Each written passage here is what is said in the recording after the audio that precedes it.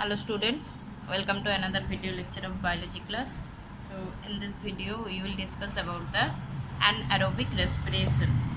So আমরা এর আগে অ্যারোবিক রেসপিরেশন সম্পর্কে পড়ে এসেছিলাম। অ্যানারোবিক রেসপিরেশন আমরা জানি যে ইট occurs in presence of free oxygen. Free অক্সিজেনের প্রেজেন্টে যখন রেসপিরেটরি সাবস্ট্রেটের কমপ্লিট অক্সিডেশন ঘটছে তখন সেটাকে আমরা অ্যারোবিক রেসপিরেশন বলি এবং অ্যারোবিক রেসপিরেশন যে স্টেপে ঘটে আমরা সেগুলো টোটালটাই পড়ে এসেছি। এরপর আমরা আসছি অ্যানঅ্যারোবিক respiration. So mainly অ্যানঅ্যারোবিক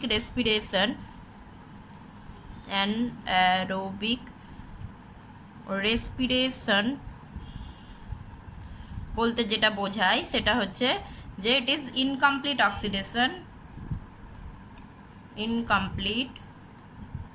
oxidation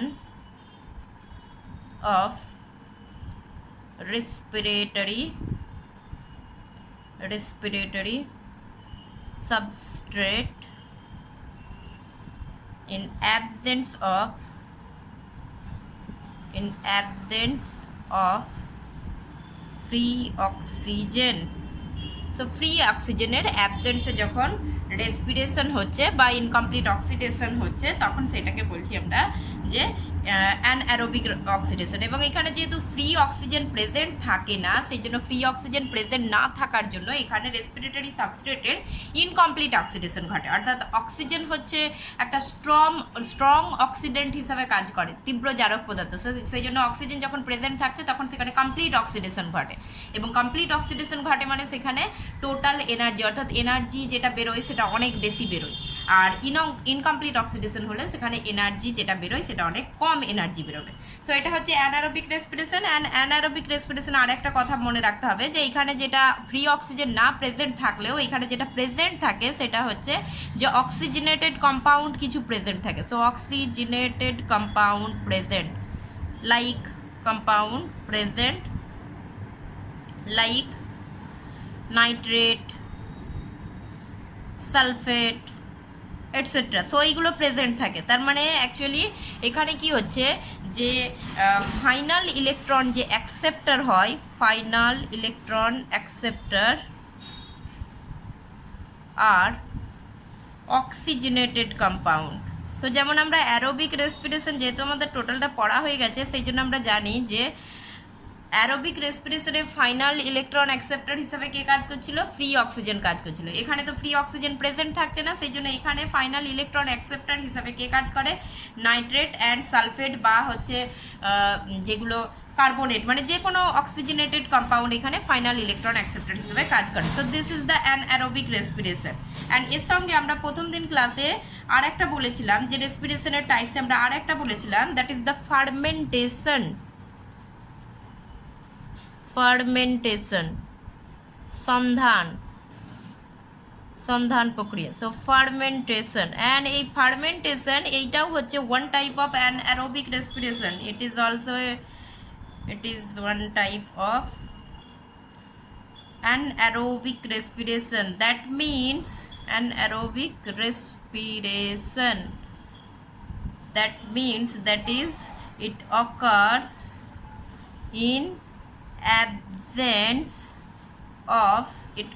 in absence of free oxygen. অর্থাৎ এইটাও কিন্তু এই ধরনের প্রসেসটাও অর্থাৎ যেটাকে আমরা ফার্মেন্টেশন বলছি, এই ফার্মেন্টেশন প্রসেসটাও কিন্তু ফ্রি অক্সিজেন বা মুক্ত অক্সিজেনের অনুপস্থিতিতে ঘটে।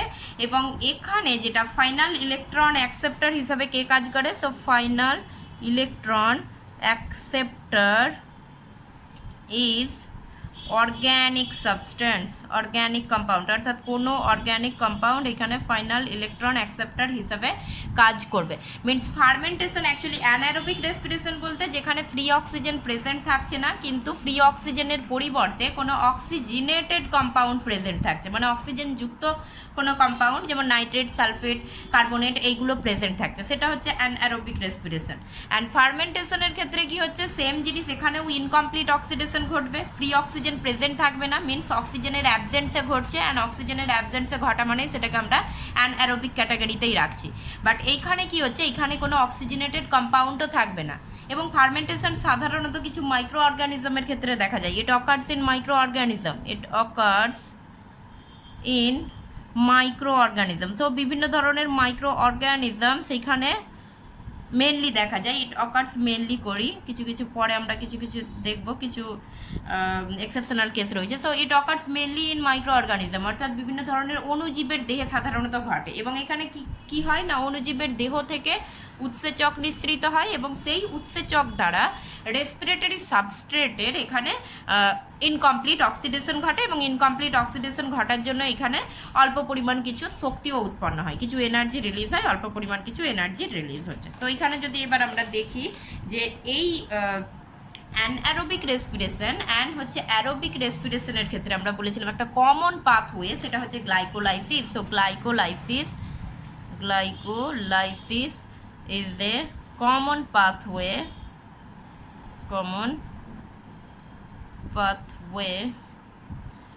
between aerobic and anaerobic respiration.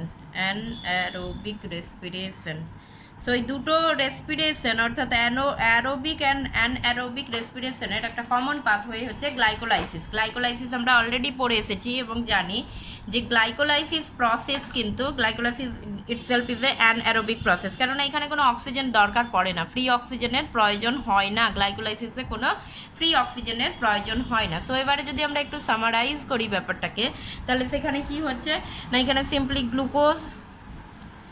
Glucose থেকে কি হচ্ছে গ্লাইকোলাইসিস প্রসেসের মাধ্যমে, এখানে গ্লাইকোলাইসিস প্রসেসের মাধ্যমে কি হয়, দু অণু পাইরুভেট উৎপন্ন হয়।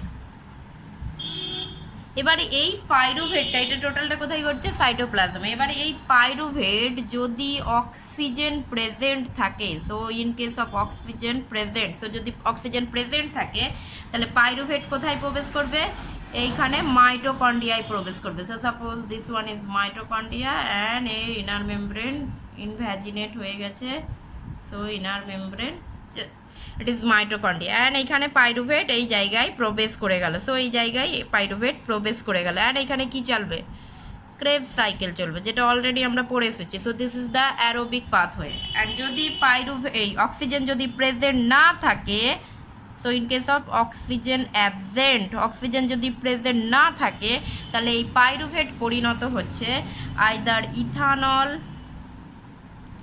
Or lactic acid, ethanol or lactic অ্যাসিডে পরিণত হচ্ছে পাইরুভেট। অ্যান্ড দিস প্রসেসটা, এটা হচ্ছে এই জায়গাটা হচ্ছে অ্যারোবিক রেসপিরেশন দেখাচ্ছি আমি, এই জায়গাটাই অ্যারোবিক রেসপিরেশন অ্যান্ড এইটা আমরা ফার্মেন্টেশন দেখাচ্ছি। সো অ্যাকচুয়ালি আমাদের ফার্মেন্টেশনটা পড়তে হবে এবার, যে ফার্মেন্টেশন কি হচ্ছে। সো ফার্মেন্টেশন, সো অ্যাকচুয়ালি এখানে আমরা তাহলে কি দেখালাম, যে দুটোরই কমন পাথওয়ে কোনটা, গ্লাইকোলাইসিস। সো গ্লুকোজ থেকে পাইরুভেট তৈরি হচ্ছে গ্লাইকোলাইসিসে। এবার যদি অক্সিজেন প্রেজেন্ট থাকে তাহলে পাইরুভেট সিম্পলি মাইটোকন্ড্রিয়ায় প্রবেশ করে যাবে, মাইটোকন্ড্রিয়ায় প্রবেশ করে যেমন Krebs cycle, electron transport chain, সেই সমস্ত স্টেপগুলো চলবে। আর যদি অক্সিজেন প্রেজেন্ট না থাকে, অক্সিজেন অ্যাবসেন্ট থাকে, তাহলে পাইরুভেট কি হচ্ছে, অন্য প্রসেসে কি হবে, ইথানলে কনভার্ট হতে পারে আর না হলে ল্যাকটিক অ্যাসিডে কনভার্ট হতে পারে, অর্থাৎ এই জায়গাটাকে আমরা বলছি ফার্মেন্টেশন। আর এবারে এই আসি আমরা, এই ফার্মেন্টেশনে ইথানল উৎপন্ন হচ্ছে নাকি ল্যাকটিক অ্যাসিড উৎপন্ন হচ্ছে তার উপর ডিপেন্ড করে ফার্মেন্টেশনকে দুটো ভাগে ভাগ করা হচ্ছে। So types of fermentation, so types of fermentation, types of fermentation. তো টাইপস অফ ফার্মেন্টেশন, ফার্মেন্টেশনকে দুভাগে ভাগ করা হচ্ছে মেনলি। একটা হচ্ছে alcoholic fermentation, alcoholic fermentation, and another one is lactic acid fermentation, lactic acid fermentation। তো দুটো ভাগে ভাগ করছি আমরা ফার্মেন্টেশনকে, আবার ফার্দার দুটো ভাগে ভাগ করা হয়, একটা হচ্ছে alcoholic fermentation and lactic acid fermentation. So একটা একটা করে আমরা ডিসকাস করবো। সো ফার্স্টে আমরা অ্যালকোহলিক ফার্মেন্টেশনটা ডিসকাস করি। সো অ্যালকোহলিক ফার্মেন্টেশন কাকে বলবো আমরা, তো একের দাগের হচ্ছে আমাদের অ্যালকোহলিক ফার্মেন্টেশন, অ্যালকোহলিক ফার্মেন্টেশন। আচ্ছা, অ্যালকোহলিক ফার্মেন্টেশনের ক্ষেত্রে কি ঘটছে না, অ্যালকোহলিক ফার্মেন্টেশনের ক্ষেত্রে সিম্পলি আমরা প্রথমেই বলেছি যে অ্যানারোবিক রেসপিরেশন এবং অ্যারোবিক রেসপিরেশনের ক্ষেত্রে কমন পাথওয়ে হচ্ছে গ্লাইকোলাইসিস। তার মানে প্রথমে যেটা হয় যে গ্লুকোজ গ্লুকোজ থেকে কি হচ্ছে গ্লাইকোলাইসিস প্রক্রিয়া, অ্যান্ড এই গ্লাইকোলাইসিস প্রক্রিয়ায় কি তৈরি হয়েছে, দুঅণু পাইরুভেট তৈরি হয়েছে। সো এইটা কমন, সো ফার্মেন্টেশনে এটাও কমন। সো ফার্মেন্টেশনে প্রথমে গ্লুকোজ থেকে গ্লাইকোলাইসিস প্রক্রিয়ায় দুঅণু পাইরুভেট তৈরি হচ্ছে। এবার এই যে দুঅণু পাইরুভেট তৈরি হচ্ছে, এই দুঅণু পাইরুভেট, এই দুঅণু পাইরুভেটের এরপর কি হবে না, দুঅণু পাইরুভেটের ডিকার্বক্সিলেশন ঘটবে। আচ্ছা, ডিকার্বক্সিলেশন ঘটা মানে কি না, পাইরুভেটের ডিকার্বক্সিলেশন আমরা বলেছিলাম যে ডিকার্বক্সিলেশন মানে যেখানে কার্বন ডাইঅক্সাইড বেরিয়ে যায়, যে রিয়াকশনে কার্বন ডাইঅক্সাইড বেরিয়ে যায়। তাহলে পাইরুভেট আমরা জানি এটা হচ্ছে 3 কার্বন কম্পাউন্ড। সো পাইরুভেট থেকে তার একটা কার্বন ডাইঅক্সাইড রূপে বেরিয়ে যাচ্ছে, তার মানে এইরকমভাবে কার্বন ডাইঅক্সাইড রূপে এখানে বেরিয়ে যাচ্ছে। পাইরুভেট থেকে তার একটা কার্বন ডাইঅক্সাইড রূপে বেরিয়ে যাচ্ছে, ফলে কি হচ্ছে না, পাইরুভেট 2 কার্বন কম্পাউন্ডে পরিণত হচ্ছে এবং সেই 2 কার্বন কম্পাউন্ডটার নাম হচ্ছে acetaldehyde. So acetaldehyde, so pyruvate 2 carbon কম্পাউন্ডে পরিণত হলো, যেটার নাম হচ্ছে অ্যাসিটালডিহাইড। আচ্ছা, এবারে এখানে আমরা দেখি গ্লুকোজ থেকে কিন্তু আমরা 2 অণু পাইরুভেট পেয়েছিলাম। তাহলে এখানে 2 অণু পাইরুভেট কাজ করবে। সো 1 অণু পাইরুভেট থেকে একটা কার্বন ডাইঅক্সাইড যদি বেরোয়, 2 অণু পাইরুভেট থেকে কটা বেরোবে, সিম্পল জিনিস, 2টো কার্বন ডাইঅক্সাইড বেরোবে। অ্যান্ড 1 অণু পাইরুভেট থেকে যদি 1 অণু অ্যাসিটালডিহাইড উৎপন্ন হয়, 2 অণু পাইরুভেট থেকে কত উৎপন্ন হবে, 2 অণু অ্যাসিটালডিহাইড উৎপন্ন হবে। অ্যান্ড এখানে এনজাইমের যে নামটা, এনজাইমের নাম হচ্ছে যে এনজাইমের নাম হচ্ছে ডিকার্বক্সিলেজ, পাইরুভেট ডিকার্বক্সিলেজ। তো যেহেতু ডিকার্বক্সিলেশন রিয়াকশন ঘটাচ্ছে, সেই জন্য এই এনজাইমের নাম হচ্ছে পাইরুভেট ডিকার্বক্সিলেজ, এটা হচ্ছে এনজাইমের নাম।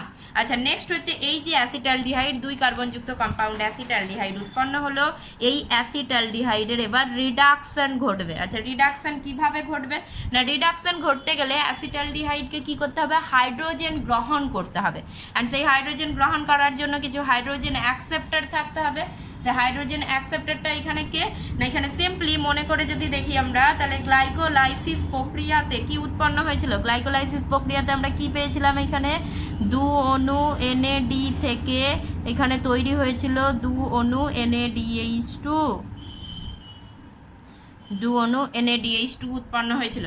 তাহলে এইখানে অ্যাসিটালডিহাইড, এই যে গ্লাইকোলাইসিসে যে NADH2টা উৎপন্ন হয়েছিল, এই NADH2 থেকে হাইড্রোজেন গ্রহণ করবে। অ্যান্ড হাইড্রোজেন গ্রহণ করে অ্যাসিটালডিহাইড কি হচ্ছে, রিডিউসড হয়ে কি তৈরি করছে, ethanol or ethyl alcohol. So ethanol তৈরি করে দিল অর ইথাইল অ্যালকোহল তৈরি করে দিল। তার মানে এইখানে অ্যাকচুয়ালি এই NADH2টা তার হাইড্রোজেনটা ত্যাগ করলো, অ্যান্ড ত্যাগ করে এই জায়গায় এইরকম ফার্দার NADH2 কিসে পরিণত হয়ে যাবে, NAD তে পরিণত হয়ে যাবে। অর্থাৎ NADH2 যদি তার হাইড্রোজেন ত্যাগ করে, তাহলে NADH2 কি হয়ে যাবে, অক্সিডাইজড হবে। অক্সিডাইজড হয়ে কি তৈরি করবে, NAD তৈরি করবে। গ্লাইকোলাইসিসে উল্টো রিয়াকশনটা ঘটেছিল, অর্থাৎ গ্লাইকোলাইসিসে NAD কি করেছিল, হাইড্রোজেন NAD হাইড্রোজেন গ্রহণ করেছিল, গ্রহণ করে NADH2 তৈরি করেছিল। অ্যান্ড সেই NADH2টাই এখানে কি হচ্ছে, রিজেনারেট হচ্ছে। অর্থাৎ NADH2 তার হাইড্রোজেন অ্যাসিটালডিহাইডকে দিল, ফলে অ্যাসিটালডিহাইড রিডিউসড হলো, রিডিউসড হয়ে ইথানল তৈরি করছে। অ্যান্ড NADH2 অক্সিডাইজড হয়ে NAD তৈরি করছে। এই টোটাল রিয়াকশনটাকে ক্যাটালাইজ করছে যে এনজাইমটা, সেই এনজাইমের নাম হচ্ছে alcohol dehydrogenase, alcohol dehydrogenase enzyme. So এখানে টোটাল ফাইনাল যে প্রোডাক্টটা তৈরি হচ্ছে, সে ফাইনাল প্রোডাক্টটা এখানে কি, ইথানল বা ইথাইল অ্যালকোহল, এবং সেই জন্য এটার নাম হচ্ছে অ্যালকোহলিক ফার্মেন্টেশন বলা হচ্ছে। তাহলে অ্যালকোহলিক ফার্মেন্টেশন এখানে কিভাবে ঘটছে, 2টো স্টেপে ঘটছে অ্যালকোহলিক ফার্মেন্টেশন। ফার্স্ট হচ্ছে এই স্টেপটা, যেখানে পাইরুভেট থেকে, গ্লাইকোলাইসিস তো কমন স্টেপ, সেই জন্য গ্লাইকোলাইসিসটাকে আমরা বলছি না আর ধরছি না। সো এইটা হচ্ছে ফার্স্ট স্টেপ, যেখানে গ্লাইকোলাইসিসে উৎপন্ন হওয়া 2 অণু পাইরুভেটের ডিকার্বক্সিলেশন ঘটেছে, মানে পাইরুভেট থেকে কার্বন ডাইঅক্সাইড বেরিয়ে গেছে, বেরিয়ে গিয়ে 2 অণু 2 কার্বনযুক্ত কম্পাউন্ড অ্যাসিটালডিহাইড তৈরি হয়েছে। ফার্দার অ্যাসিটালডিহাইডের রিডাকশন ঘটেছে, অ্যান্ড রিডাকশন ঘটে এখানে হচ্ছে সেকেন্ড স্টেপ এটা। সো রিডাকশন ঘটে কি তৈরি হচ্ছে, ইথানল তৈরি হচ্ছে। সো এইভাবে এই যে ফাইনাল প্রোডাক্ট ইথানল বা ইথাইল অ্যালকোহল তৈরি হওয়ার জন্য এটাকে বলা হচ্ছে অ্যালকোহলিক ফার্মেন্টেশন। অ্যান্ড এটা কোথায় দেখা যায়, ইট অকার্স ইন ইস্ট।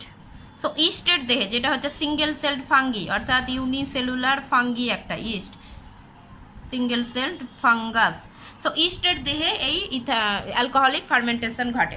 আচ্ছা, এখানে আর একটা জিনিস মনে রাখতে হবে, সেটা হচ্ছে এখানে পাইরুভেট থেকে কার্বন ডাইঅক্সাইড বেরিয়ে গেছে, মানে এটা হচ্ছে ডিকার্বক্সিলেশন ঘটেছে। আমরা যখন অ্যারোবিক রেসপিরেশন পড়িয়েছিলাম সেই সময় অ্যারোবিক রেসপিরেশনে আমরা দেখিয়েছিলাম যে এই যে পাইরুভেট উৎপন্ন হয়েছে গ্লাইকোলাইসিসে, এই পাইরুভেট যদি অক্সিজেন প্রেজেন্ট থাকে, মানে অ্যারোবিক রেসপিরেশনে এই পাইরুভেট কি হচ্ছে, ক্রেবস সাইকেলে যাওয়ার আগে পাইরুভেটের যেটা ঘটে সেটা অক্সিডেটিভ ডিকার্বক্সিলেশন ঘটে, মানে পাইরুভেটের অক্সিডেশন ঘটে অ্যাজ ওয়েল অ্যাজ ডিকার্বক্সিলেশন ঘটে। এইখানে কিন্তু শুধুই ডিকার্বক্সিলেশন ঘটছে, মানে শুধু কার্বন ডাইঅক্সাইড বেরিয়েছে, এখানে পাইরুভেটের কিন্তু অক্সিডেশন ঘটেনি। সো এটা মনে রাখতে হবে, it is not oxidative decarboxylation process, it is only decarboxylation process, অর্থাৎ এখানে শুধুমাত্র কার্বন ডাইঅক্সাইড বেরিয়েছে, অক্সিডেশন ঘটেনি। আচ্ছা, এখানে আমরা যেটা বলছিলাম, প্রথমেই একটা কথা বললাম যে ফার্মেন্টেশনে ফাইনাল ইলেকট্রন অ্যাকসেপ্টার কি হয়, কোনো অর্গ্যানিক কম্পাউন্ড। তো এখানে আমরা দেখতে পাচ্ছি গ্লাইকোলাইসিসে যে NAD থেকে যে NADH2টা উৎপন্ন হয়েছিল, অ্যারোবিক রেসপিরেশনের ক্ষেত্রে সেটা কি হতো, NADH2টা ফার্দার ইলেকট্রন ট্রান্সপোর্ট চেনে গিয়ে অক্সিডাইজড হয়ে NAD তৈরি করতো। বাট এখানে কি হচ্ছে, NADH2টা তার হাইড্রোজেন বা ইলেকট্রনটা কাকে দিচ্ছে, অ্যাসিটাইলডিহাইডকে দিচ্ছে, অ্যান্ড অ্যাসিটাইলডিহাইড কনভার্ট হয়ে যাচ্ছে কিসে, ইথানলে কনভার্ট হয়ে যাচ্ছে, অ্যান্ড NADH2 অক্সিডাইজড হয়ে NAD আবার ফিরিয়ে দিচ্ছে। সো এখানে কিন্তু ফাইনাল ইলেকট্রন অ্যাকসেপ্টার কোনো বাইরে থেকে কেউ আসছে না, এখানে ফাইনাল ইলেকট্রন অ্যাকসেপ্টার হচ্ছে অ্যাসিটাইলডিহাইড, যেটা হচ্ছে এক ধরনের অর্গ্যানিক কম্পাউন্ড বলতে পারি বা ইথানল বলতে পারি এখানে। সো এটা হচ্ছে অ্যালকোহলিক ফার্মেন্টেশনের ক্ষেত্রে গেল। সো সেকেন্ড টাইপ হচ্ছে lactic acid fermentation. Second type যেটা ফার্মেন্টেশনের যেটা second type, that is lactic acid fermentation. So lactic acid fermentation সম্পর্কে আমরা এবার ডিসকাস করব। তো second type, it is the lactic acid fermentation.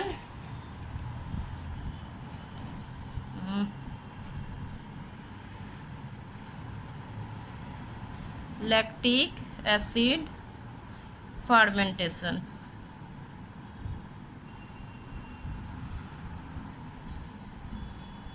Lactic acid fermentation. So lactic acid ফার্মেন্টেশনের ক্ষেত্রে কি হচ্ছে, সেম প্রসেস, অর্থাৎ প্রথম প্রসেস তো গ্লুকোজ থেকে গ্লাইকোলাইসিস প্রসেসে দু অণু পাইরুভেট উৎপন্ন হবে। অ্যান্ড এখানে যেমন NAD থেকে NADH2 উৎপন্ন হয়েছে, দু অণু NAD থেকে NADH2 উৎপন্ন হয়েছে এখানে। তো এইটাই পেয়েছি আমরা এখানে গ্লাইকোলাইসিসের ক্ষেত্রে দু অণু NAD থেকে দু অণু NADH2 উৎপন্ন হয়েছে। এরপর কি হচ্ছে, ল্যাকটিক অ্যাসিড ফার্মেন্টেশনের ক্ষেত্রে কি হবে না, এখানে সিম্পলি এই যে দু অণু পাইরুভেট উৎপন্ন হলো, এই পাইরুভেট একটা স্টেপে পুরো টোটাল রিয়াকশন কমপ্লিট হয়ে যাচ্ছে, এই পাইরুভেটের রিডাকশন ঘটবে। তো পাইরুভেটের রিডাকশন ঘটে পাইরুভেট কি তৈরি হবে, পাইরুভেটের রিডাকশন মানে সেম জিনিস, পাইরুভেট হাইড্রোজেন গ্রহণ করবে, অ্যান্ড পাইরুভেট হাইড্রোজেন গ্রহণ করে কিসে পরিণত হবে, ল্যাকটেট বা ল্যাকটিক অ্যাসিড বলতে পারি আমরা, ল্যাকটেট। অ্যান্ড এই হাইড্রোজেনটা আসছে কোথা থেকে, এই যে গ্লাইকোলাইসিসে পড়ে রয়েছে হাইড্রোজেন। সো NADH2 গ্লাইকোলাইসিসে যেটা পড়ে রয়েছে, সেই NADH2 তার হাইড্রোজেন কি করে দিল, NADH2 তার হাইড্রোজেনটা কাকে দিল, NADH2 তার হাইড্রোজেন দিল কাকে, পাইরুভেটকে। অ্যান্ড পাইরুভেট কিসে পরিণত হয়ে গেল, হাইড্রোজেন গ্রহণ করে ল্যাকটেটে পরিণত হয়ে গেল, অ্যান্ড NADH2 কিসে পরিণত হয়ে গেল, NADH2 NAD তে পরিণত হয়ে গেল। আচ্ছা, এখানে যেহেতু দু অণু পাইরুভেট ছিল, তাহলে এখানে দু অণু ল্যাকটেট উৎপন্ন হবে। সো দু অণু পাইরুভেট থেকে দু অণু ল্যাকটেট উৎপন্ন হচ্ছে। সো এখানে সিম্পলি একটা স্টেপই হয়েছে, একটা স্টেপ, অ্যান্ড এই স্টেপটাই কি ঘটেছে, একটা স্টেপে জাস্ট রিডাকশন রিয়াকশন ঘটেছে, অর্থাৎ এইখানে রিডাকশন হয়েছে কার, পাইরুভেটের রিডাকশন হয়েছে, আর NADH2 এর অক্সিডেশন ঘটেছে। এটাকে যদি সিম্পলিফাইড করে রিয়াকশনটা দেখাই, তাহলে দুই অণু পাইরুভেট প্লাস 2 NADH2, এখান থেকে কি হচ্ছে, ল্যাকটেট, অবশ্যই দু অণু ল্যাকটেট হবে, প্লাস দু অণু NAD প্লাস, অক্সিডাইজড হয়ে NAD প্লাস। আচ্ছা, এনজাইমের নাম লেখা হয়নি, এখানে যে এনজাইম কাজ করে সেই এনজাইমের নাম হচ্ছে ল্যাকটেট ডিহাইড্রোজিনেজ, ল্যাকটেট ডিহাইড্রোজিনেজ। আচ্ছা, খুব ভালো করে যদি আমরা লক্ষ্য করি, এইখানে কিন্তু এই ফার্মেন্টেশনে কিন্তু কোনো কার্বন ডাইঅক্সাইড উৎপন্ন হয়নি, অ্যালকোহলিক ফার্মেন্টেশনে কিন্তু কার্বন ডাইঅক্সাইড উৎপন্ন হয়েছিল, বাট এইখানে no carbon dioxide is no carbon dioxide is produce. So মনে রাখতে হবে এমন একটা রেসপিরেশনের মেকানিজম যেখানে কোনো কার্বন ডাইঅক্সাইড প্রডিউসড হচ্ছে না। So no carbon dioxide is produced. Lactic acid ফার্মেন্টেশনে কিন্তু কোনো কার্বন ডাইঅক্সাইড প্রডিউস হয় না, শুধুমাত্র এখানে কি উৎপন্ন হয়েছে, এখানে শুধুমাত্র যেটা উৎপন্ন হয়েছে সেটা হচ্ছে ল্যাকটেট উৎপন্ন হয়েছে। সো এবং এটা একটা স্টেপে টোটাল রিয়াকশনটা ঘটেছে। অ্যালকোহলিক ফার্মেন্টেশন দুটো স্টেপে ঘটেছিল, প্রথমে সেখানে ডিকার্বক্সিলেশন ঘটেছিল, দিয়ে কার্বন ডাইঅক্সাইড বেরিয়েছিল, তারপরে আবার রিডাকশন ঘটে সেখানে ইথানল তৈরি হয়েছে। বাট এখানে কিন্তু ডাইরেক্ট ল্যাকটেট তৈরি হচ্ছে, পাইরুভেটের রিডাকশনের মাধ্যমে ডাইরেক্ট এখানে ল্যাকটেট তৈরি হচ্ছে। সো সেম জিনিস NADH2, এখানে ফার্দার আর কোনো ইলেকট্রন ট্রান্সপোর্ট চেনে যাবে না, ডাইরেক্ট NADH2 এখানে পাইরুভেটের রিডাকশনের মাধ্যমে নিজে অক্সিডাইজড হয়ে NAD ফিরিয়ে দিয়েছে, আবার যে NAD আবার গ্লাইকোলাইসিসে কাজ করবে। সো এইটা হচ্ছে দুটো ফার্মেন্টেশনের দুটো প্রসেস, একটা হচ্ছে alcoholic fermentation and lactic acid fermentation. And এই দুটো ফার্মেন্টেশনেই এনার্জি, যেহেতু এখানে সাবস্ট্রেটের কি হচ্ছে, সাবস্ট্রেটের ইনকমপ্লিট অক্সিডেশন ঘটছে, এবং ইনকমপ্লিট অক্সিডেশন ঘটার জন্য সাবস্ট্রেট কি হচ্ছে, অল্প পরিমাণে এনার্জি রিলিজ করে, এবং অল্প পরিমাণে এনার্জিটাকে আমরা এটিপি দিয়ে কাউন্ট করি। কটা হচ্ছে না, 2 ATPs আর প্রডিউস, 2 ATP আর প্রডিউস। সো খুব কম পরিমাণ শক্তি উৎপন্ন হয়, যেখানে অনলি আমরা 2 ATP পাই। 2 ATP কোথা থেকে আসছে, এই যে গ্লাইকোলাইসিস প্রসেসে আমরা বলেছিলাম, গ্লাইকোলাইসিস প্রসেসে 4 অণু ATP উৎপন্ন হয় SLP-র ফলে, সাবস্ট্রেট লেভেল ফসফোরাইলেশনের ফলে। অ্যান্ড সেখানে 4 অণুর মধ্যে প্রথমে তো 2 অণু ওদের খরচা হয় রিয়াকশন স্টার্ট করার জন্য, সেই জন্য বাকি থাকে কত, 2 অণু। তাহলে সেই 2 অণু ATP জাস্ট এখানে প্রডিউস হচ্ছে। সেটা ল্যাকটিক অ্যাসিড ফার্মেন্টেশনেই and alcoholic fermentation, in both কেসে এখানে কিন্তু যেহেতু কমপ্লিট অক্সিডেশন ঘটছে না, ইনকমপ্লিট অক্সিডেশন ঘটছে, সেই জন্য এনার্জি অল্প পরিমাণ রিলিজ হয়, এবং সেই অল্প পরিমাণ এনার্জিতে 2 ATP জাস্ট প্রডিউস হচ্ছে। আচ্ছা, অল্প পরিমাণ এনার্জি রিলিজ হচ্ছে, তার মানে কি গ্লুকোজের মধ্যে যে এনার্জিটা ছিল সেটা বাকি কোথায় রইল, ল্যাকটেটের মধ্যে রয়ে গেছে। অ্যান্ড এইখানে কি হচ্ছে, অ্যালকোহলিক যেটা ফার্মেন্টেশন, এই অ্যালকোহলিক ফার্মেন্টেশনের ক্ষেত্রে ইথানলের মধ্যে প্রেজেন্ট রয়ে গেছে। সো এগুলো অর্গানিক সাবস্টেন্স, সো এইখানে প্রেজেন্ট রয়ে গেছে। আবার ফার্দার যদি আমি ইথানলকে অক্সিডাইজড করি তাহলে সেখান থেকে ওই যে আবার শক্তি বেরিয়ে আসবে, বা ল্যাকটেটকে যদি অক্সিডাইজড করি তাহলে সেখান থেকে আবার শক্তি বেরিয়ে আসবে। তো এখানে মনে রাখতে হবে এখানে কিন্তু ইনকমপ্লিট অক্সিডেশন ঘটেছে, এবং সেই জন্য ইনকমপ্লিট অক্সিডেশন ঘটার জন্যই এখানে কিন্তু শক্তির পরিমাণটা কম উৎপন্ন হয়। আচ্ছা, এবার দেখে নিই আমরা ল্যাকটিক অ্যাসিড ফার্মেন্টেশন কোথায় ঘটে। সো ল্যাকটিক অ্যাসিড ফার্মেন্টেশন ঘটে, ইট অকার্স ইন ব্যাকটেরিয়া। কিছু ব্যাকটেরিয়া আছে, যেমন হচ্ছে ব্যাকটেরিয়ার নাম হচ্ছে ল্যাক্টোব্যাসিলাসের মধ্যে ঘটে। সো ল্যাক্টোব্যাসিলাসের মধ্যে এই ফার্মেন্টেশন প্রসেস, ল্যাকটিক অ্যাসিড ফার্মেন্টেশনটা ঘটে। আর ওখানে বললাম ইস্টের মধ্যে অ্যালকোহলিক ফার্মেন্টেশন ঘটে। আচ্ছা, এই ল্যাকটিক অ্যাসিড ফার্মেন্টেশন ব্যাকটেরিয়া ছাড়াও, ল্যাক্টোব্যাসিলাস ছাড়াও আমাদের মাসেল সেলে ঘটে, অর্থাৎ আমাদের যে মাসেল সেল আছে সেই মাসেল সেলের মধ্যেও কিন্তু ল্যাকটিক অ্যাসিড ফার্মেন্টেশন কিন্তু ঘটে থাকে। আচ্ছা, কখন ঘটে ল্যাকটিক অ্যাসিড ফার্মেন্টেশন আমাদের মাসেল সেলে? কখন ঘটে, যখন আমরা অত্যাধিক পরিশ্রম করি, খুব বেশি যখন পরিশ্রম করি তখন কি হচ্ছে, তখন মাসেল অনবরত কন্ট্রাক্ট হচ্ছে, এবং তার জন্য কি দরকার, শক্তির দরকার, এনার্জি দরকার। অ্যান্ড সেই এনার্জিটা কে দেবে, অবশ্যই রেসপিরেশন প্রসেসে ATP দেবে। অ্যান্ড এখানে কি হচ্ছে না, আমাদের দেহেতে নর্মালি আমরা অ্যারোবিক রেসপিরেশন করে থাকি, সো সেই জন্য আমাদের কি দরকার, অক্সিজেনের প্রয়োজন হয়।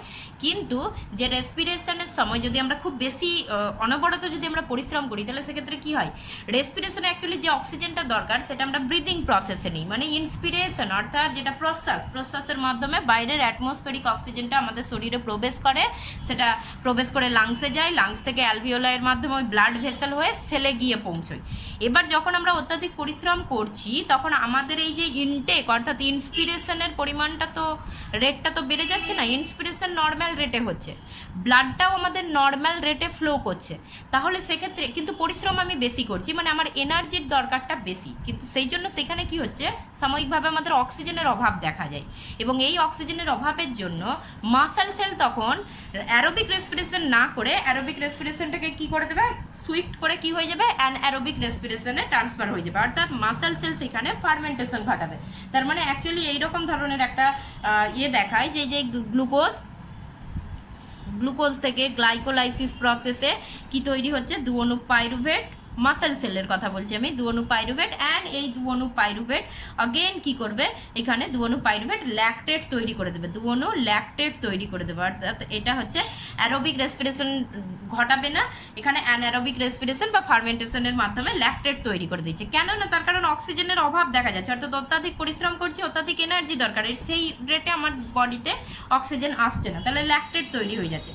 এবার এই ল্যাকটেট এরকম বারবার ধরে ল্যাকটেট তৈরি হওয়ার জন্য মাসলে এই ল্যাকটেট জমা হতে থাকে, এবং জমা হওয়ার জন্য অনেক সময় আমাদের পেশি কি হয়ে যায়, পেশি ল্যাকটেট জমা হয়ে যাওয়ার জন্য পেশিতে কি হচ্ছে, তখন আমাদের পেন হতে থাকে এবং আমরা ক্লান্ত হয়ে যাই, যেটাকে বলা হয় ফ্যাটিক বলা হয়। সো ফ্যাটিক অকার্স, ফ্যাটিক বলা হচ্ছে, যেটাকে ফ্যাটিক বা পেশির ক্লান্তি বলা হয়।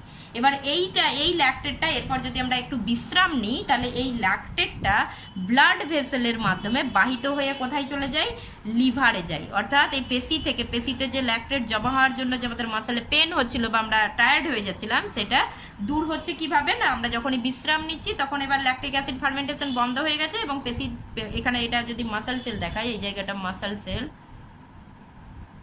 আর এই জায়গাটা হচ্ছে লিভার দেখাচ্ছি।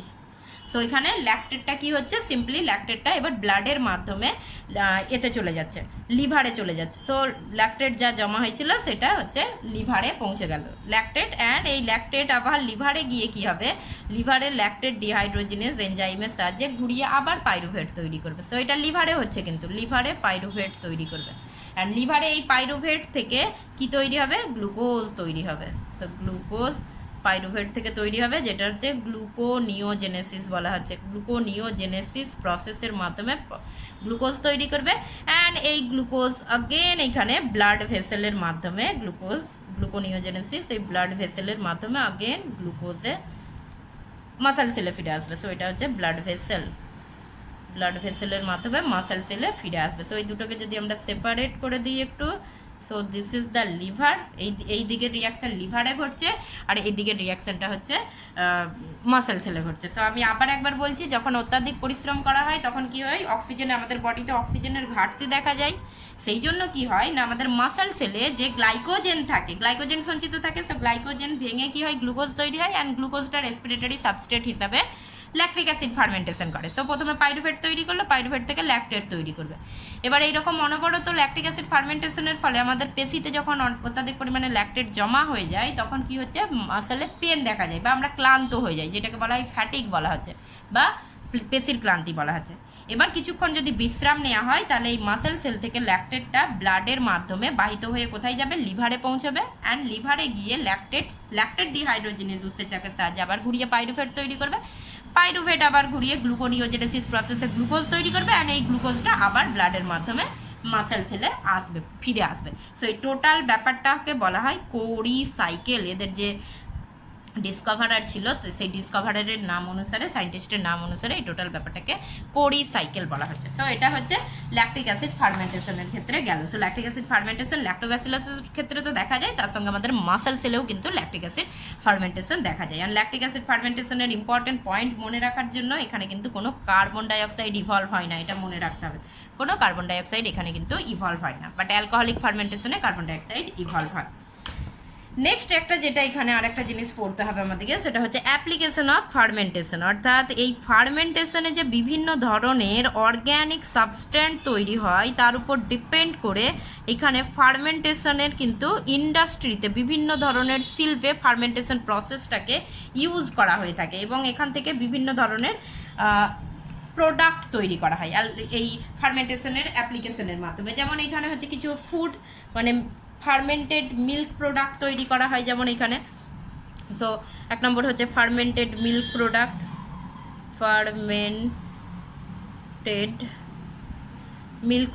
ফার্মেন্টেড মিল্ক প্রোডাক্টগুলো কোনগুলো তৈরি করা হচ্ছে, যেমন চিজ তৈরি করা হচ্ছে। এখানে চিজের জন্য যে মাইক্রো অর্গানিজম নেওয়া হয় সেটা হচ্ছে পেনিসিলিয়াম রকিউ 40। সো বিভিন্ন ধরনের মিল্ক প্রোডাক্ট তৈরি করা হয়, যেমন চিজ। আচ্ছা, আমি একবারে লিখে দিচ্ছি সবগুলো। এছাড়া কিছু হচ্ছে যেমন অ্যালকোহল, যে ইন্ডাস্ট্রি, সেখানে যেমন বিভিন্ন ধরনের অ্যালকোহল তৈরি করা হয়। সো অ্যালকোহলিক ফার্মেন্টেশন প্রসেসের মাধ্যমে অ্যালকোহল তৈরি করা হয়, যেমন ব্র্যান্ডি, ওয়াইন, এইসব করা হয়। সো এখানে হচ্ছে ইস্ট ইউজ করা হয়ে থাকে।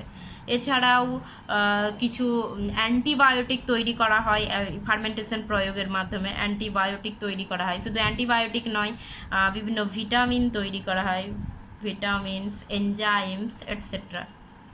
সো এইগুলো সবগুলোই এখন এইরকম ধরনের ফার্মেন্টেশনের অ্যাপ্লিকেশনের মাধ্যমে এই সমস্ত প্রোডাক্টগুলো তৈরি করা হয় ইন্ডাস্ট্রিতে, এবং সেগুলো একটা ইকোনমিক দিক থেকে সেই জন্য ফার্মেন্টেশনের কিন্তু একটা খুব ভীষণ গুরুত্ব আছে। আর একটা যেটা তো বলাই হলো না ইম্পর্টেন্ট জিনিস, সেটা হচ্ছে বেকারি শিল্পে। তো যেটা হচ্ছে বেকারি শিল্পে যেগুলো, সেই বেকারিতে কিন্তু যেমন পাউরুটি, ব্রেডস, এই সমস্ত জিনিসগুলোতে হচ্ছে বেকারি শিল্পেও ইস্টকে কাজে লাগানো হয়। ইস্টের ওই অ্যালকোহলিক ফার্মেন্টেশন প্রসেসের মাধ্যমে এখান থেকে বেকারি শিল্পে এই সমস্ত জিনিসগুলো তৈরি করা হয়। So this is the application of fermentation and aerobic and anaerobic respiration বা ফার্মেন্টেশনের সঙ্গে যদি আমরা এদের ডিফারেন্স করি, তাহলে ওখানে অক্সিজেন লাগছে, অ্যারোবিকের ক্ষেত্রে অক্সিজেন লাগছে, এখানে লাগবে না। অ্যারোবিকের ক্ষেত্রে কি হচ্ছে, কার্বন ডাইঅক্সাইড উৎপন্ন হয়ে থাকে এন্ড প্রোডাক্ট হিসাবে, এবং জল উৎপন্ন হয়, আর বেশি পরিমাণে এনার্জি উৎপন্ন হয়। বাট ফার্মেন্টেশনে অল্প পরিমাণে এনার্জি উৎপন্ন হচ্ছে। আরও অনেক ডিফারেন্স রয়েছে, বাট আমি জাস্ট মেন দুটো ডিফারেন্স বললাম। আর একটা যেটা মেন ইম্পর্টেন্ট ডিফারেন্স হচ্ছে, সেটা হচ্ছে অ্যারোবিক রেসপিরেশনে রেসপিরেটরি সাবস্ট্রেটের কমপ্লিট অক্সিডেশন ঘটে, বাট ফার্মেন্টেশনে রেসপিরেটরি সাবস্ট্রেটের ইনকমপ্লিট অক্সিডেশন ঘটে। So this is all about the fermentation process.